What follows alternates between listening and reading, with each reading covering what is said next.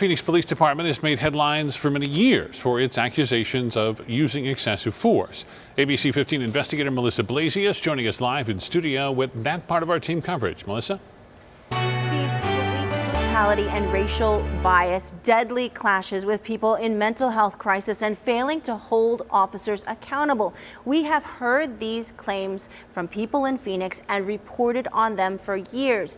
So it's hard to ignore now in Washington when Phoenix has more police shootings than any city in the nation. They did so in 2018. Then you start to see viral videos like this, a police officer yelling obscenities and holding a family and kids all at gunpoint, leg sweeping a dad who appears to be compliant. Then the death of Muhammad Muhaimin, a homeless man who was also mentally ill, who died after being pinned face down by multiple officers.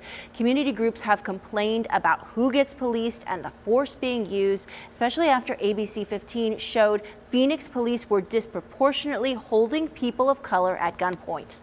This is not okay. 3 out of 4 people that get the gun pulled out on them, demographically, like, it's disproportionate. Like, you are using force, you're using intimidation tactics, and that we need to regulate, like, when do you get to do that, right? Why? Under what circumstances?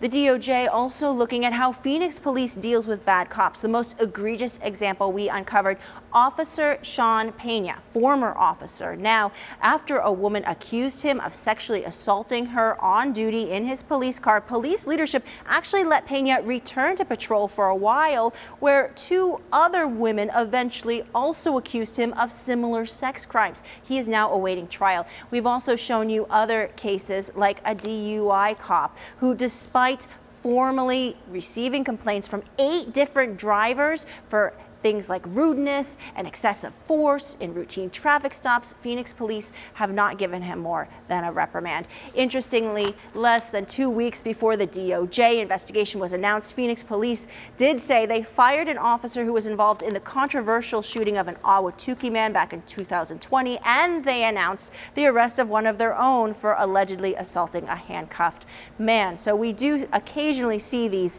issues where officers are being disciplined. However, community leaders say it's too far and too few in between.